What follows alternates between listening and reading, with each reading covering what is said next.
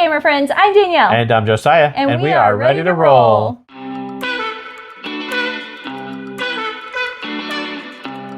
Today is another installment of our great games ranked on BGG, and today's range is 301 to 400. This section surprised me because I realized we haven't played that many games from this section. Right. There are some really popular games. Obviously, we're getting closer to that top 100. Yep. So they're getting more and more popular. And I was like, wow, there's some games on here that I really want to play, but we haven't played them yet. And so we're just going to talk about a few games on this list. Yeah, this one's going to be shorter for us. And I might at the end let you in on a few games that I really want to play from this list. Yeah. Because I couldn't help it. All right, sounds good. Let's get started at number 400, and that is Arboretum. Arboretum?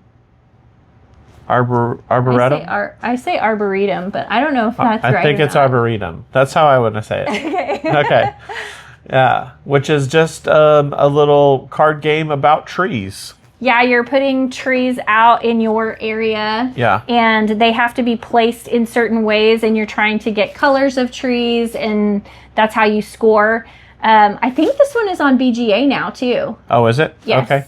You didn't love this game. I didn't. No. I enjoyed it a lot more than you did. Yeah, I thought it was okay. Yeah. But that's probably where I'd have it. Okay. Okay. Yeah. Yeah, I thought it was a pretty good game. I like these types of spatial, I don't know, it's like building out your own tableau, like having specific ways that you can play certain things. I really like that in games. When we first started playing it, it gave me a lot of Forced Shuffle vibes. Yes, definitely. But Forest Shuffle is the better game. Oh, I will say that. By far.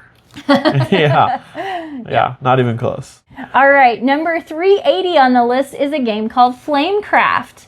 Okay, so there's a couple of things we have to say about Flamecraft. It wins in cuteness. Oh, 100% it wins in cuteness. Like, there's no doubt about that. Yeah. It's cute dragons. The art is amazing. This game is very specific for us. Yep. Because it's not a game that we love. In fact, I would probably rank it a C game overall. At best. Yeah. But here's what it does. It is really good, I think, to introduce new people to a worker placement system. Oh, yeah. Because it is so cute. Yeah.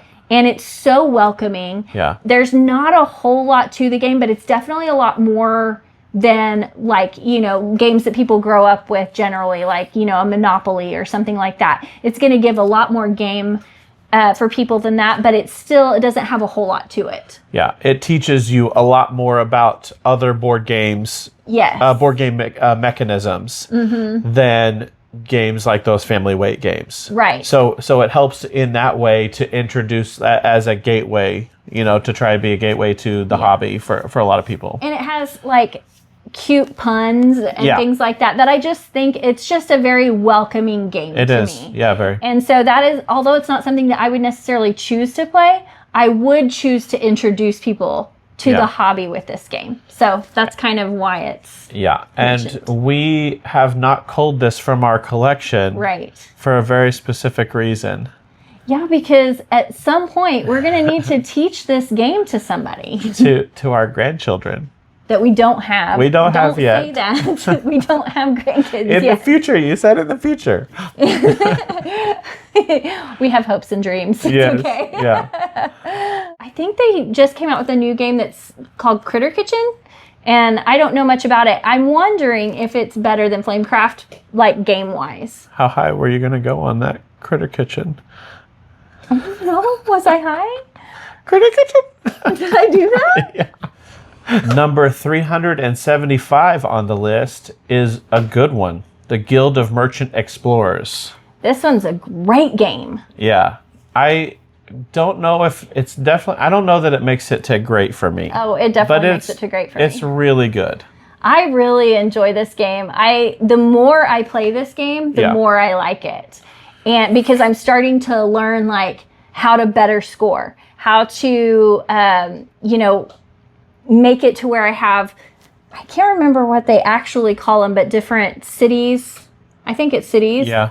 And that you can start your next round from and stuff like that. I just feel like I'm just starting to really open up this game. Yeah.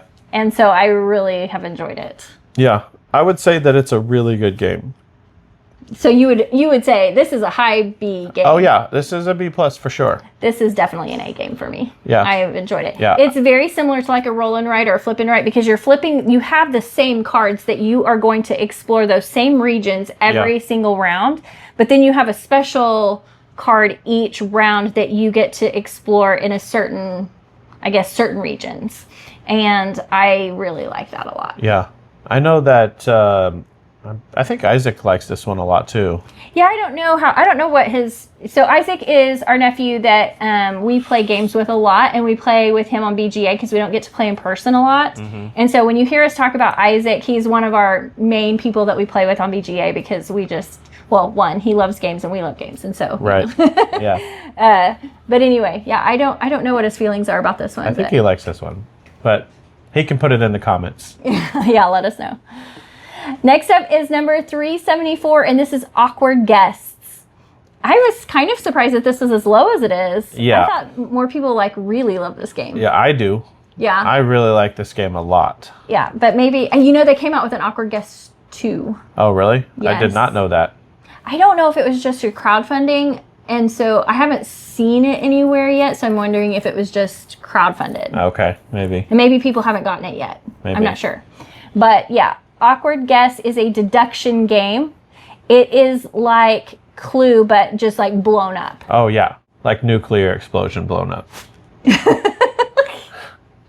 Yes, something like that. Like it is. Are you making fun of me? No. Oh, okay. No. I think it is 1,000 times better than Clue. Well, yeah, Like- it definitely is. Like like not a hyperbolic 1,000 times better, like a literal 1,000 times better. Okay, yes. But Yeah. it has the same premise. Like you're trying to figure out like who done it. Who Yeah. killed Mr. Body except it's Mr. Walton? No, it's not Walton, is it?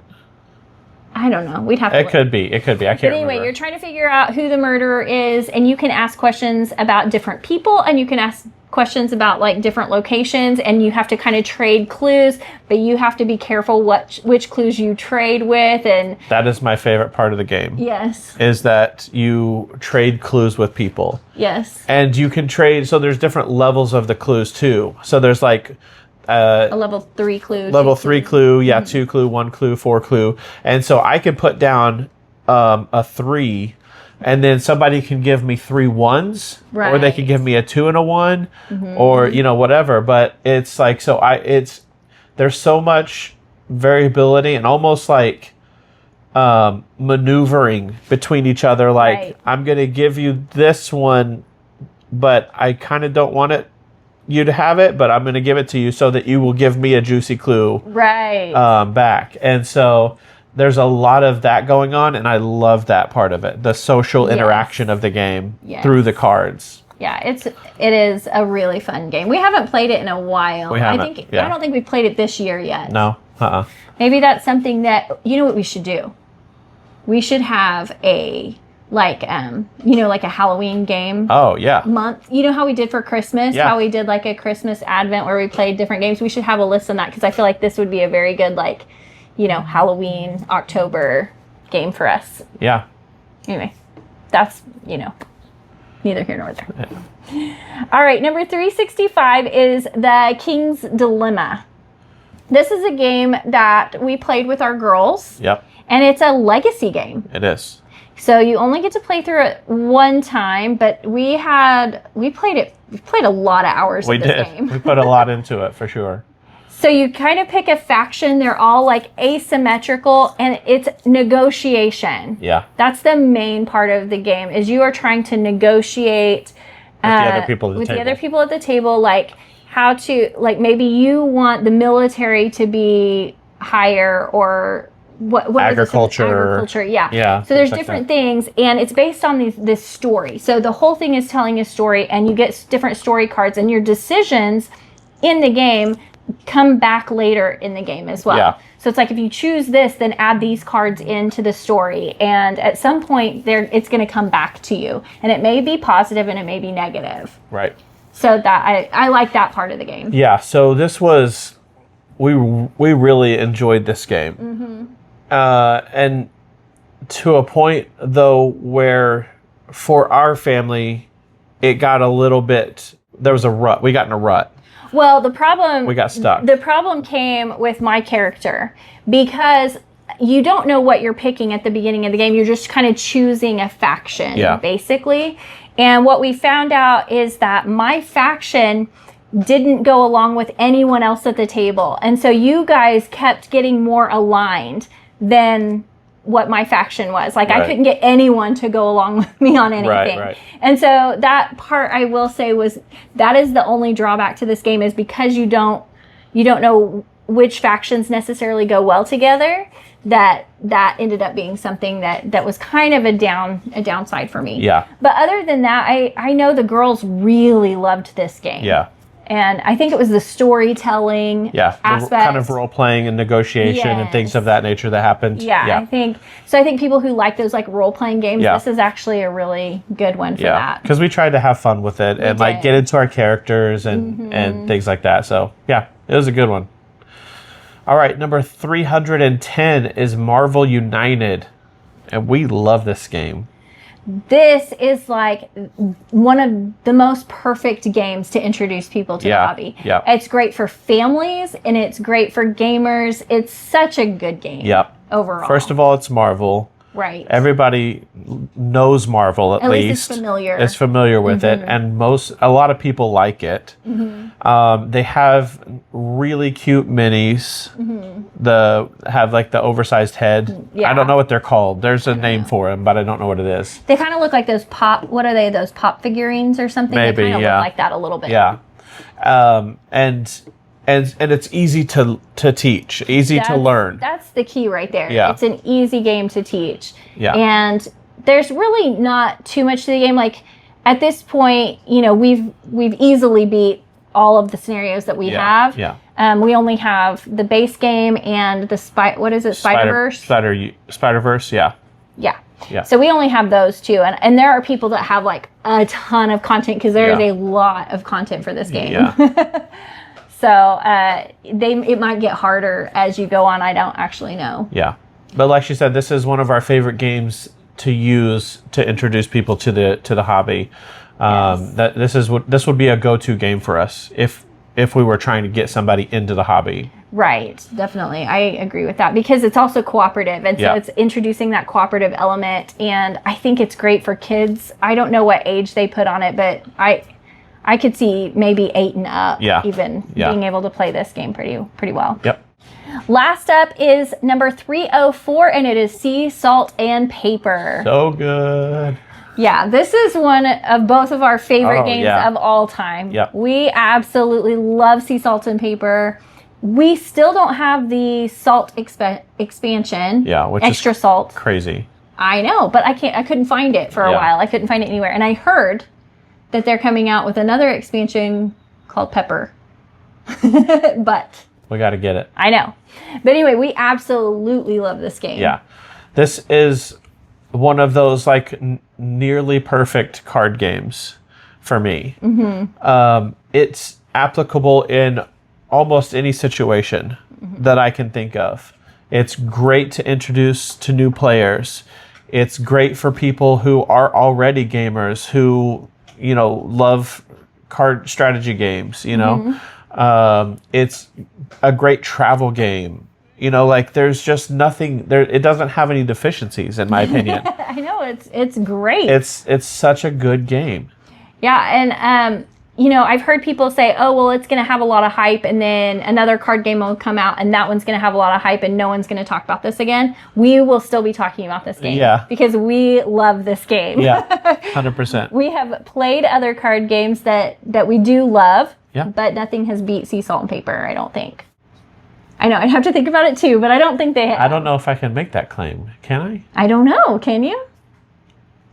TBD. Okay. All right, so there were a few games that I saw on this list that really stuck out to me that I'm like, I can't wait to play these games. Yeah. And so I made it's a short list. I put 4 games. I could have put 10 on here, but I want us to talk about the 4 that I really would like to play. The first one is Skull King, because it's a trick-taking card game. Yeah. And I think it'll We be a love lot of those. fun. Yes. Yeah. So Skull King, we have never played, but we want to. Yep. Second was Endless Winter. And this one I have heard has like kind of mini games. It's like worker placement with mini games.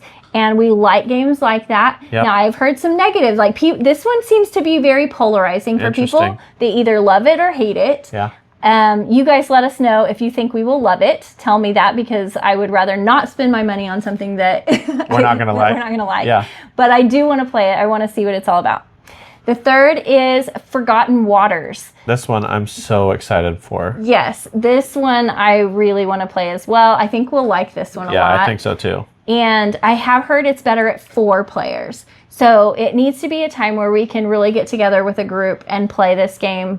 I want to know that before we get it. Probably. Well, we have low-key, we kind of have scheduled a gaming group, That's a board gaming true, group on a regular basis. So yeah, we'll see. it just kind of happened. So here's hoping it doesn't go away. That's right. Yeah. And then the fourth game on the list is Wayfarers of the South Tigris, because we have talked about how much I like the West Kingdom games. Yeah. He likes Viscounts of the West Kingdom, Yeah. but he doesn't like Paladins, and Architects is in the middle. Yeah. Okay. But I love all 3 of them. And so I know that this is something that I would really enjoy, but I'm not sure if it's something that he would enjoy. And so I haven't pulled the trigger on this one yet, Yeah. but I'll give it a fair definitely shot. want to play it. I'll give it a fair shot. I know you will. All right, so that's it. That's the end of our list. If you enjoyed this video, please like and subscribe. And tell us down below, what are the games on BGG from 301 to 400 that you have played that you think are great games? We definitely want to hear your list. Thanks for watching. We'll see you next time. Bye. Bye.